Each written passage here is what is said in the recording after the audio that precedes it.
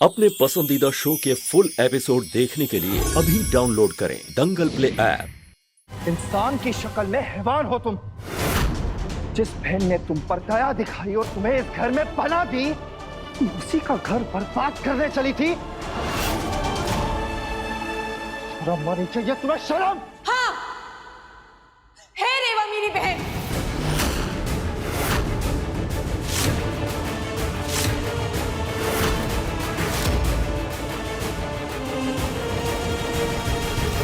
लेकिन मेरी बहन होते हुए भी मेरी सबसे बड़ी दुश्मन है।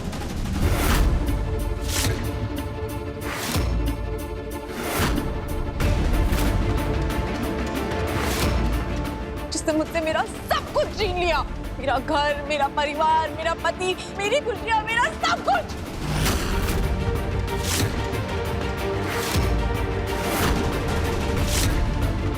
मेरी बहन होते हुए भी तुमने मेरे पति से शादी करी। क्यों रेवा, क्यों?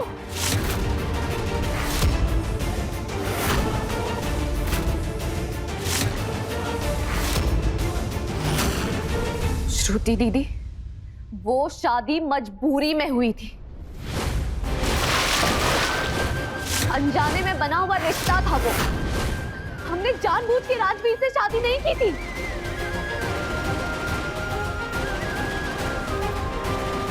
हमने कभी भी आपके पति को आपसे नहीं छीना। जब राजवीर ने हमें बचाने के लिए हमसे शादी की तो हम उनकी जिंदगी से बहुत दूर चले गए थे। लेकिन हमें क्या पता था कि हमारी किस्मत फिर से एक बार हमें उनके ही घर ले जाएगी। तुमने मेरा पति छीना है मुझसे। तुम्हें क्या लगता है मुझे कुछ दिखता नहीं है? अकल नहीं है मेरे पास? हाँ दीदी, हमारी कोई गलती नहीं थी। हमें नहीं पता था कि आपकी शादी राजवीर से होने वाली। हमारा यकीन कीजिए। चुप हो जाओ। सच तो ये है कि तुम मेरे पति की जिंदगी में दूसरी औरत थी।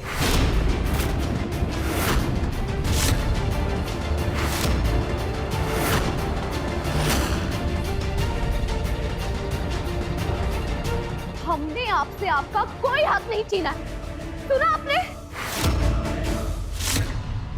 शायद आप भूल रही हैं कि हम राजवीर की पहली पत्नी थी।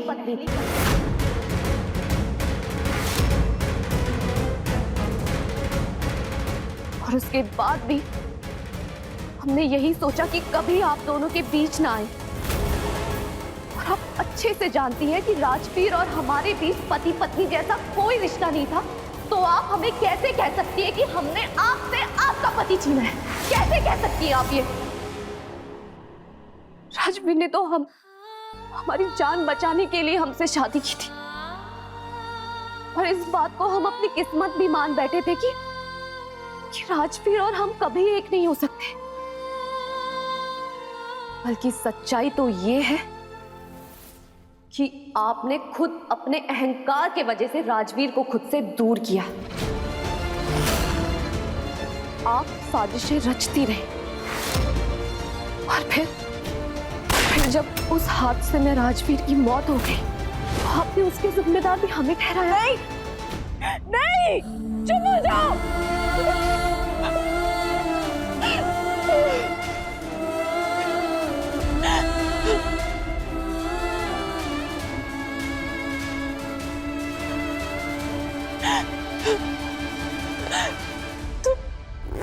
तुम हमेशा अच्छी बनने का नाटक करती हो और पता नहीं फिर खुद को बेकसूर साबित कर लेती हो।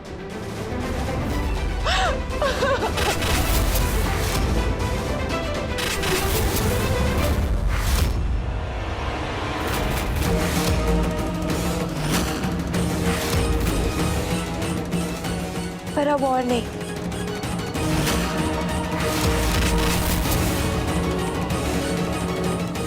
अफसोस, इस बार ऐसा नहीं होगा। इस बार श्रुति तुम्हें तुम्हारे कर्मों की सजा देके रहेगी।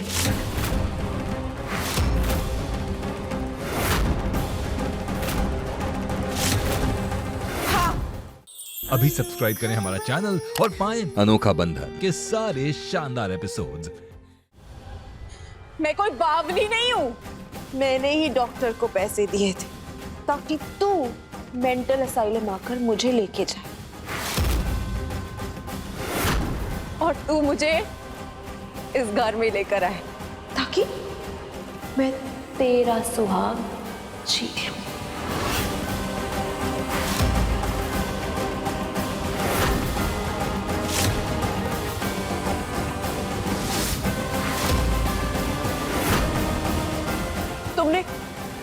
तुमने श्रुति का सुहाग छीना था ना, है ना रेवा? अब श्रुति तुम्हारा सुहाग छीनेगी।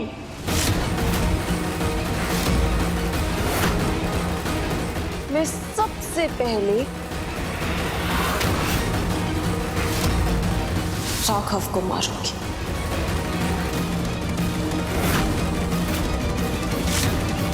नहीं श्रुति दीदी, ये आप क्या कर रही हैं? आपकी दुश्मनी हमसे है ना, तो आप राघव को बीच में क्यों घसीट रही हैं? बंदूक नीचे रखिए।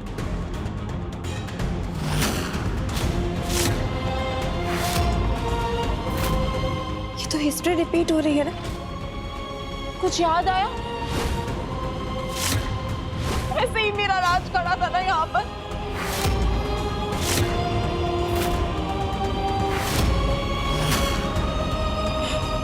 ऐसे ही मेरा राज मुझसे दूर चला गया था, बिल्कुल इसी तरह।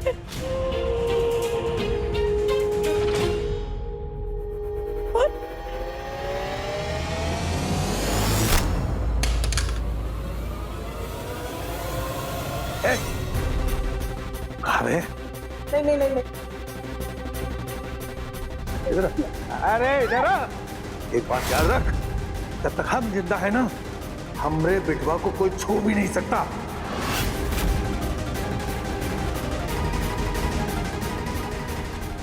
तू को मारने आई थी, नहीं। हमारी बहू और हमरे बिटवा की जिंदगी बर्बाद करने आई थी। अब हम तुम्हें कैसे बर्बाद करते देख। नहीं बाबूजी,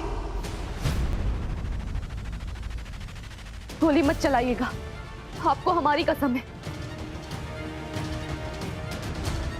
क्योंकि नफरत से भरे ऐसे लोगों के लिए आपको अपने हाथ गंदे करने की कोई जरूरत नहीं है। और आप इन्हें जान से मार भी देंगे ना, फिर भी इनकी नफरत नहीं मरेगी।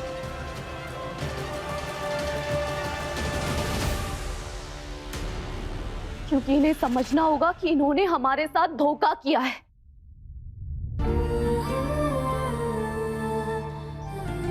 इन्होंने हमारे उस दिल को दुखाया है जिस दिल में हमने इन्हें जगह दी।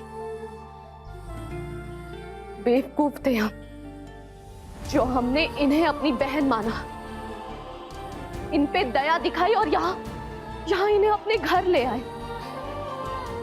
बेवकूफ थे हम जो सोच रहे थे कि हमारी अच्छाई इनके नफरत पे भारी पड़ जाएगी। और बेवकूफ थे हम जो उम्मीद लगाए बैठे थे कि जब श्रुति दीदी ठीक हो जाएंगी तो सारे गिले शिकवे वो भुला देंगी और हमारे बीच सब सही हो जाएगा।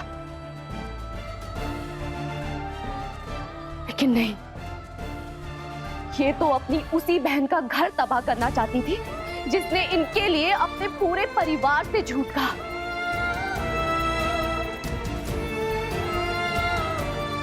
जिसने इनके लिए अब तक अपने पति को अंधेरे में रखा।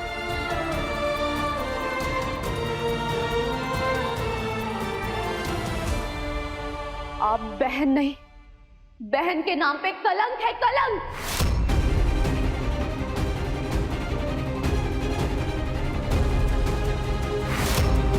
अब बहुत हो गया बहन का प्यार। अब आपका मुकाबला एक पत्नी से है, एक मां से है, एक बहू से है और इस नई रेवा से।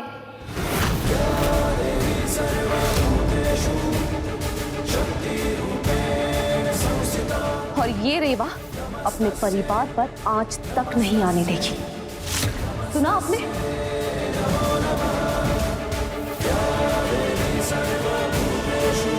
आपने हमारे पति को जान से मारने की कोशिश की, हमारी कोख में हमारे बच्चे की सांसें रोकनी चाहिए। और आज आपने हमारे परिवार वालों के सामने हमें ही दोषी ठहराया।